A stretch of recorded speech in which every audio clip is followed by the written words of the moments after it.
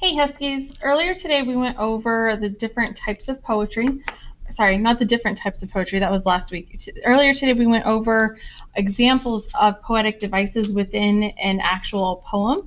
And we also kind of talked about the poetic devices last week. But today I'm going to have you guys following along as I'm doing notes in order to write these out. Now, you have two options. First option, if you have access to a printer, you can go through Schoology and you can print this poem out and then glue it into your notebook.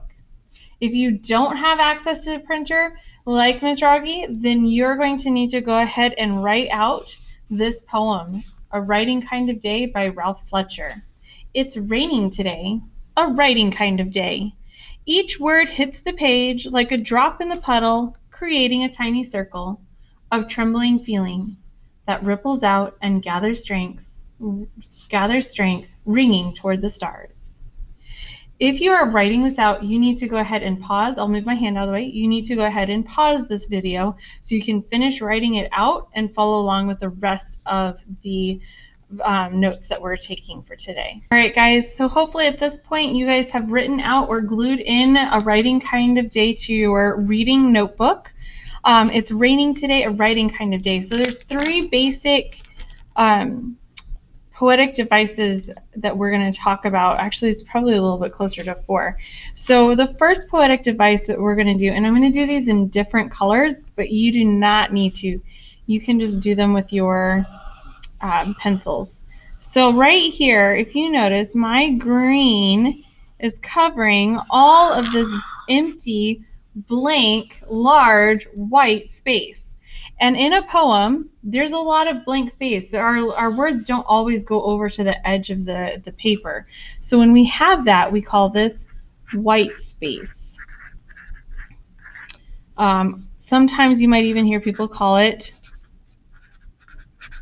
blank space. Okay.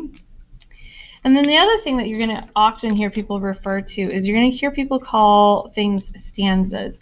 And we talked about it a little bit last week, that this is a stanza. Stanza is kind of like a paragraph in a poem. And so this would be stanza 1. And then we have a white space, and we have what looks like another paragraph of 3 lines.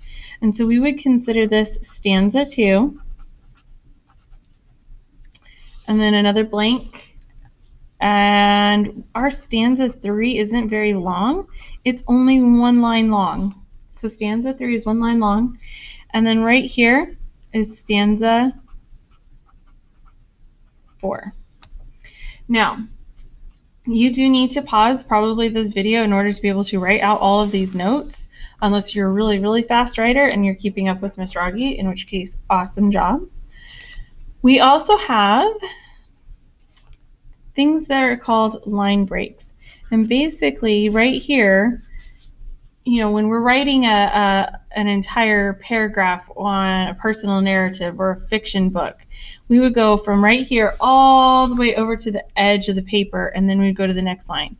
But when we stop halfway, or we break our line early and go to the next line, these are called line breaks, just like their name sounds. So that's where the line breaks and it stops early before it goes all the way to the edge of the page and it starts the new section.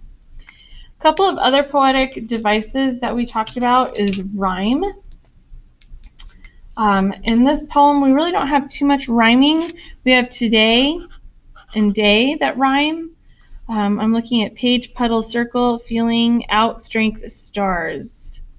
None of those really rhyme, so we really only have 2 rhyming words, which in my opinion, this type of poetry would be a free verse at that point because we really don't have too much rhyming. We also talked about rhythm. It's raining today, a writing kind of day. So counting out the number of syllables, it's raining today, a writing kind of day. So 5 to 6 syllables. And you can hear the beat. It's raining today, a writing kind of day. Each word hits the page like a drop in the puddle. Now, if you read a poem like that, it sounds very staccato and it doesn't sound great. So be careful when you're reading a poem that you don't sound like you're just reciting it. All right. The next part of our poem, so as long as you've written this down, if you've not, then you need to pause it because I'm about to move my camera. We are going to use this little section right down here. There's quite a bit of stuff that we are going to need to write down about our lovely poem. First thing I want you guys to write down about poetry is that it can rhyme, but it doesn't have to. Doesn't have to. The other nice thing about poems is they're kind of free to be whatever you want them to be. They don't have to be complete sentences. In fact, they usually aren't. Not complete sentences. They can be silly or serious. They have different lines and stanza length. One of the really big ones that I want you guys to remember is that they have figurative language. And this is something we will be working on throughout the week or the next 2 weeks is figurative language. And then additionally to that, we also use a lot of sound devices. And we haven't talked a whole lot about sound devices yet, so don't panic. We will be getting to those. Another really big important part of poetry is that they usually have big poems. Big poems. They are poems. Big emotions. And those are the different notes that you need to write for your poetry.